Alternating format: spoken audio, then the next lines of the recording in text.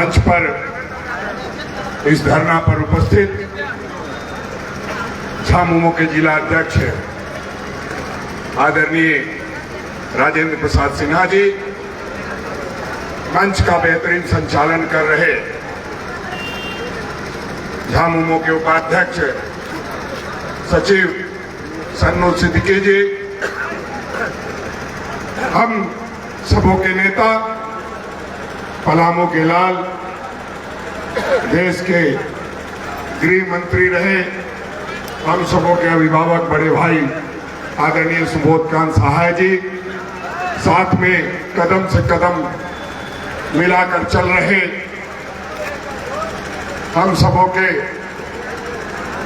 सूबे के मंत्री आदरणीय बादल पत्रलेख जी, जिला के सम्मानित कांग्रेस के अध्यक्ष बिट्टू पाठक जी, पूर्व विधायक बिट्टू सिंह जी, विजय चौबे जी, सुनील तिवारी जी, दीपक तिवारी जी, और इस क्षेत्र को झामुमो के उम्मीदवार रहे।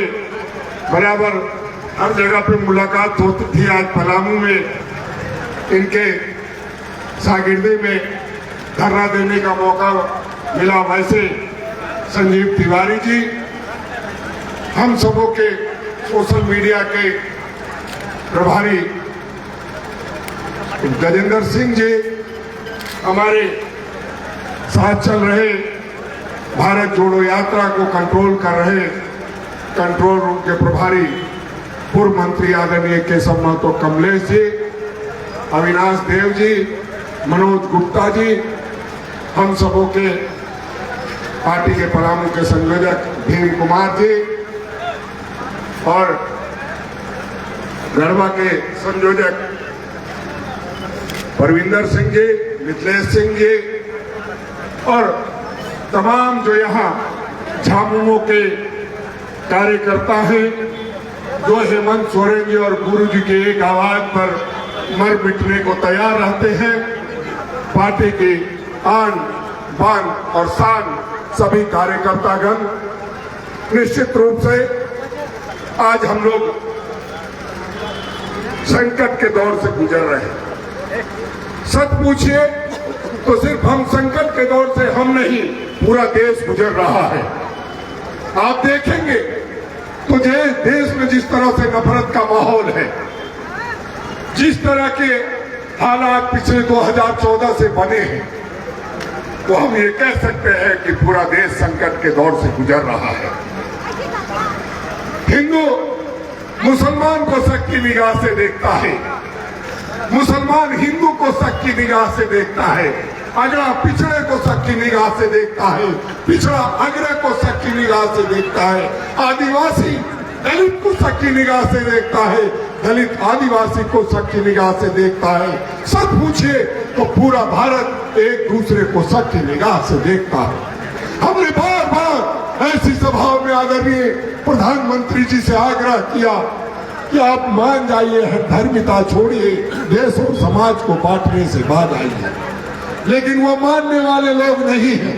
फिर भी हम आज आपके मन से उनसे गुजारिश करेंगे एक शेर के माध्यम से कि हयात लेकर चलो, कायनात लेकर चलो, चलो तो जमाने को साथ लेकर चलो। लेकिन मैं जानता हूं इन बातों का प्रधानमंत्री जी पर कोई असर होने वाला नहीं है, क्योंकि आप सब जानते हैं कि जिसका परिवार होता है उसका मोह माया भी होता है, उसकी बहुत सारी चीजें होती है। लेकिन जिस व्यक्ति को परिवार का दायरा नहीं पता हो, निश्चित रूप से पूरे हिंदुस्तान का दायरा पता होना मुश्किल दिखाई पड़ता है। और ऐसे हालात जो नफरत के हालात, जिस तरह से आप देखते हैं बेरोजगारी के कारण, महंगाई के कारण घर घर टूट रहे हैं। महंगाई इतनी है कि बाप बेटा का खर्च वहन करने के लिए तैयार नहीं है, और बेरोजगारी ऐसी है कि बेटा बाप को अपने घर पे नहीं रख सकता। ऐसे हालात में जो हमारे आदरणीय राहुल गांधी जी ने यात्रा निकाली है, भारत जोड़ो यात्रा, उससे कहीं न कहीं केंद्र सरकार पूरी घबराई हुई।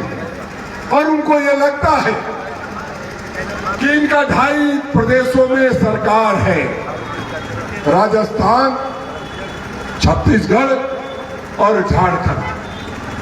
तो ऐसा क्यों नहीं किया जाए कि इन तमाम सरकारों को डिस्टर्ब करने का प्रयास किया जाए।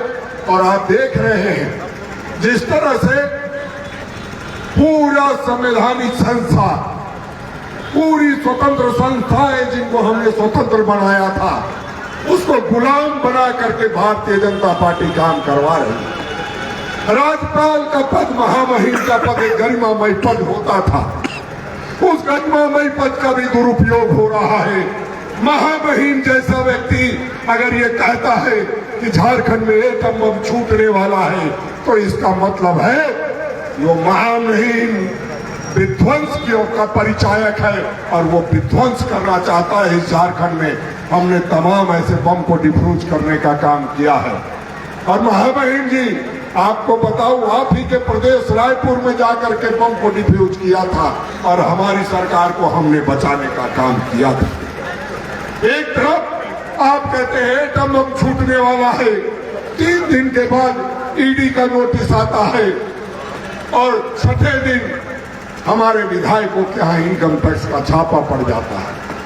अगर सिलसिलेवार तरीके से देखा जाए तो ये सच है कि आप हमारी बहुमत की सरकार जो जनमत के बदौलत बनी है, उसको आप लूटना चाहते हैं। और हमने पहले भी लूटने वालों को सावधान किया है और आज फिर से एक बार सावधान करना चाहते हैं कि हम इस राज्य को लूटने नहीं देंगे, इस देश को लूटने नहीं देंगे। इस देश को हमने बनाया है, इस देश को बचाने की जिम्मेदारी भी हमारी। इसलिए आप सब जो यहाँ लोग जुटे हैं, हम जानते हैं कि आप क्रांतिकारी लोग हैं, आप चीरना भी जानते हैं, फाड़ना भी जानते हैं। और इसी तरह की बात जब मुख्यमंत्री जी से हमारी हो रही थी बैठक, तो कई साथियों ने कहा कि सीधा राजभवन पर हमला बोल देना है, लेकिन हमने कहा नहीं, हाथ का साथ है तो तीर धनुष छोड़ने का जब वक्त आएगा तब हाथ का इस्तेमाल किया जाएगा। अभी फिलहाल हम लोग धरना प्रदर्शन करके सभी जिलों में ये संदेश देना चाहेंगे, संदेश देना चाहिए हम लोगों को कि किस तरह से हमारी सरकार को, जो आपके द्वार, आपके सरकार आपके द्वार के माध्यम से आपके घर घर तक जा रही है, जो तमाम ऐसे लोग हैं जो 60 वर्ष जिन्होंने पूरा कर लिया है, उसको पेंशन दे रही है। तमाम ऐसे लोग जो पिछले आपके द्वारा आपकी सरकार में लाखों की संख्या में लोगों के काम हुए हैं, वैसे तमाम कामों को रोक करके भारतीय जनता पार्टी चाहती है कि अपने बिचौलियों के माध्यम से काम करवाने का प्रयास कर रही है, जिसे हम कतई होने नहीं देंगे। आप तैयार रहिएगा, इस बात के लिए लड़ाई बहुत लंबी है।